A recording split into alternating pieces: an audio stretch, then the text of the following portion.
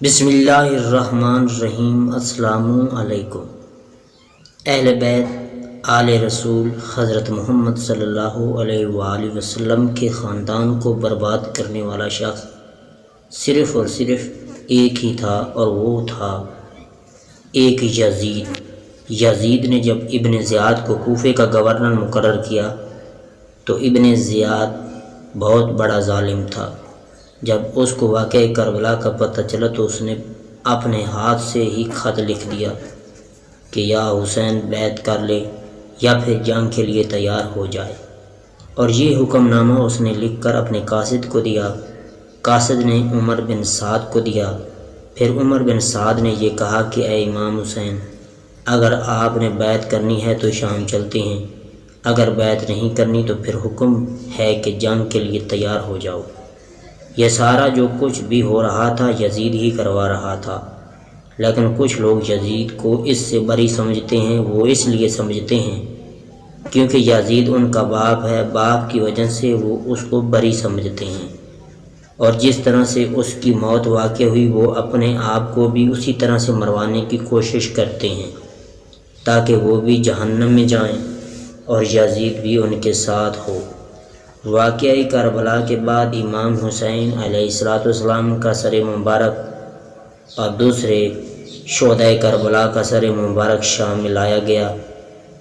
وہاں پر یزید نے بے حرمتی کی، تمام اہل بیت کے لوگوں کو قید کر لیا گیا اور کچھ اہل بیت کے لوگوں کو شہید کر دیا گیا۔ اتنے ظلم آل رسول سے کیے گئے، لیکن اس کی سزا تو پھر ملنی ہی تھی۔ اللہ تعالیٰ نے جب تختہ پلٹا تو یزید کو ایسی موت آئی کہ رہتی دنیا تک قائم اور دائم رہے گی اور یاد رہے گی، اور اس پر دنیا لعنت کرتی رہے گی۔ لیکن یہاں ایک بات کی جاتی ہے کہ اگر آپ نے یزید پر لعنت کرنی ہے تو اتنا وقت ضائع نہ کریں، بلکہ حضور علیہ السلام کی ذات پر درود پڑھ لیں، وہ بہتر ہوگا، کیونکہ اس لعنتی پر لعنت کرنے کا ٹائم جو ہے وہ ضائع ہوتا ہے۔ یزید جب مر گیا اور بنو امیہ کی حکومت ختم ہو گئی، بنو عباس کی حکومت قائم ہو گئی۔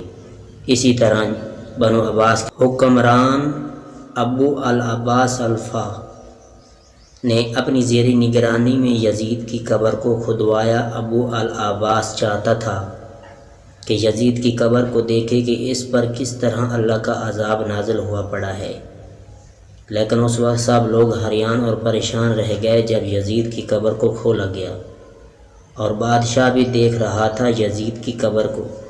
جب کھولا تو اس میں ایک سانپ اور ایک کتا اور 7 لکڑیاں جلی ہوئی پڑی تھیں، اس کے علاوہ قبر میں کچھ بھی نہیں تھا۔ یاد رہے کہ یزید کی وفات کے 65 سال کے بعد قبر کو کھولا گیا تھا۔ وہاں کتا، لکڑیاں اور سانپ کے علاوہ کچھ بھی نہ ملا۔ قبر کو دوبارہ بند کر دیا گیا۔ اس طرح سے اللہ تعالیٰ کے پیارے ولی اللہ حضرت امام حسین علیہ السلام کو شہید کرنے کے بعد اس کی اتنی سزا ہی کافی ہے کہ اس کی قبر میں کتے کے علاوہ اور کچھ نہیں۔ سلام آل محمد صلی اللہ علیہ وسلم۔